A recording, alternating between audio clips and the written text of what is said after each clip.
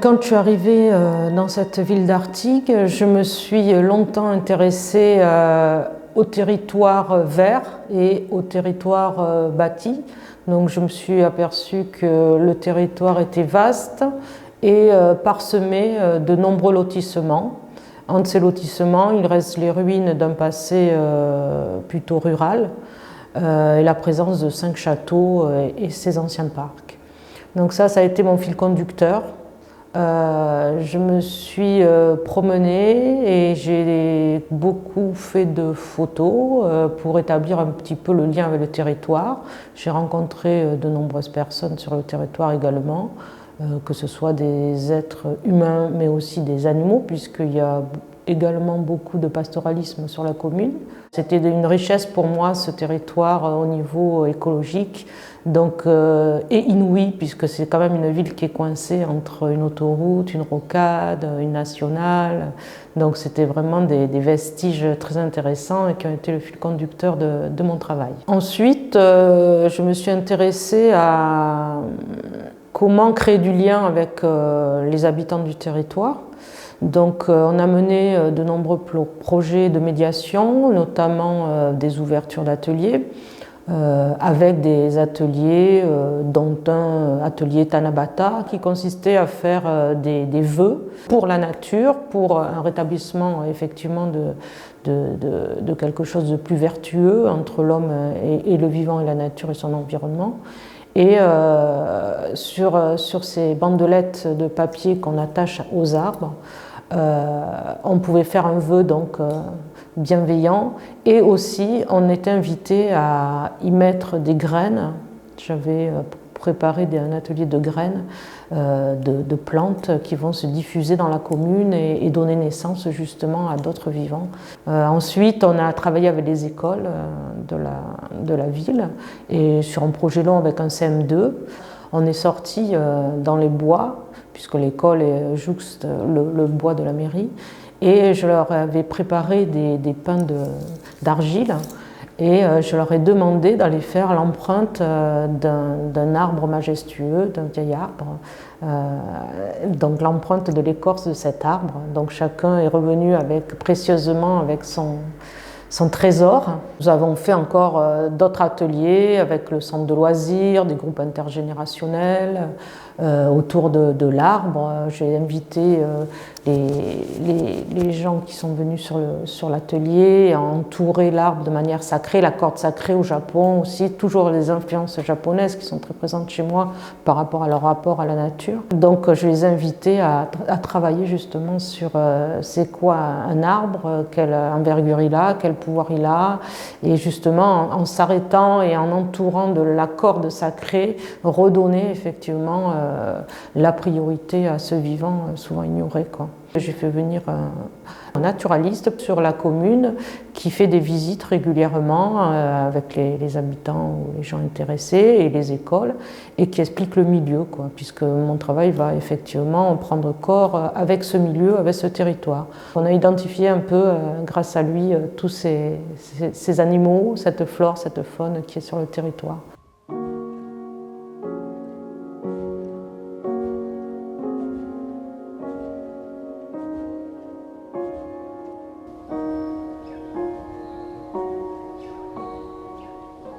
Donc j'ai travaillé à partir du territoire, comme je le disais. Je suis revenue à la source sur un plan au sol de la commune, et je me suis aperçue qu'il y avait énormément de circonvolutions et sur ces plans, des sortes de nouilles, entre guillemets, très graphiques. J'ai vite compris que c'était des lotissements, je les ai tous identifiés, j'ai vu qu'il y en avait 27 ou 30. Enfin. Donc ça m'a beaucoup intéressée. Je suis partie sur un travail graphique. À la base, j'ai repris tous les lotissements, tous les dessins, tous les cheminements de ces lotissements. Et après, j'ai voulu mettre ces signes graphiques, j'ai voulu les mettre en 3D. Donc j'ai aussi fait des dessins qui faisaient des élévations de ces signes. Et puis petit à petit, je suis arrivée à vouloir concevoir des formes architecturales qui reprendrait un petit peu tous les éléments du lotissement avec des standards, le crépi, couleur ton-pierre, les briquettes, les couleurs criades des volets. J'ai repris tout ça et j'ai conçu 14 structures architecturales. Je les appelais des hotspots puisque j'ai voulu que ce soit des formes assez ouvertes où on puisse effectivement non pas avoir une limite entre l'intérieur et l'extérieur, mais avoir une forme ouverte pour inviter effectivement tous les vivants à y pénétrer et aussi à inviter le regard à y pénétrer.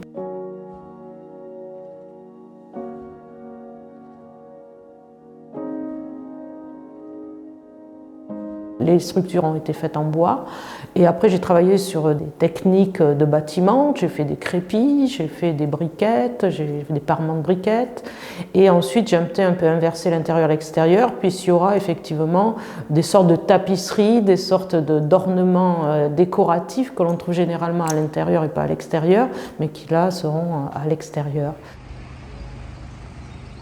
Ça sera des structures qui seront accrochées aux arbres et la position de l'humain, lui, va être effectivement de déambuler de structure en structure dans tout le bois, les deux bois, puisque ça commencera dans le bois de la mairie, en haut de la commune, et on descendra à travers ce bois et on cheminera jusqu'à Château Bétail, où il y a un autre parc remarquable avec des arbres remarquables. Regardez ce visible-là, enfin, ce qui est autour de nous, qu'on ne voit pas forcément, sera effectivement pointé du doigt, si j'ose dire, par la présence de ce hotspot. Je les ai appelés hotspots parce que pour moi, ça sera des rassemblements effectivement de grande biodiversité, puisqu'il y aura aussi du végétal sur ces structures et évidemment en espérant que les animaux, les insectes, les oiseaux s'en emparent. C'est un cheminement, c'est un parcours qui nous mène à réfléchir à notre rapport à notre environnement, à notre rapport aux autres vivants, ces cohabitants que l'on ignore souvent, mais on est au même titre que des habitants de cette planète. Donc il y aura 7 et 7 hotspots qui aboutiront sur le chemin à une grotte que j'ai identifiée, une espèce d'excavation dans du calcaire qui est dans le parc du château. Et dans cette grotte où il n'y a rien habituellement, je vais faire une installation où chacun pourra être invité à s'asseoir devant pour admirer ce qu'il y a à admirer. Ça sera de manière ostentatoire, montrer ce qui est sacré, ce qu'il faut préserver, ce qu'on a souvent oublié. Donc ce sera un bout de territoire, un bout du monde, un bout de cette terre que l'on regardera, qui sera mis en valeur, qui sera un peu sanctuarisé justement dans cette grotte et devant lequel on pourra venir méditer voilà, notre rapport à l'autre et notre rapport au territoire.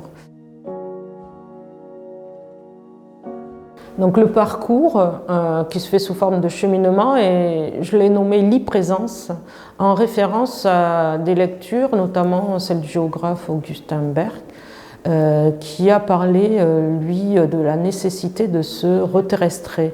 Se reterrestrer pour lui, c'est de retrouver un rapport à la Terre et d'arriver à ressentir la présence dans un moment donné, le concret, repenser la Terre comme un élément constitutif de soi-même en fait. Voilà, donc l'e-présence, c'est vraiment quelque chose d'important et ce cheminement-là, c'est cette façon de se réapproprier en fait ce territoire, se réapproprier son environnement et savoir s'arrêter et effectivement pour ressentir ce qu'on a souvent oublié, ce rapport au vivant, quoi, ce rapport à la terre, quoi.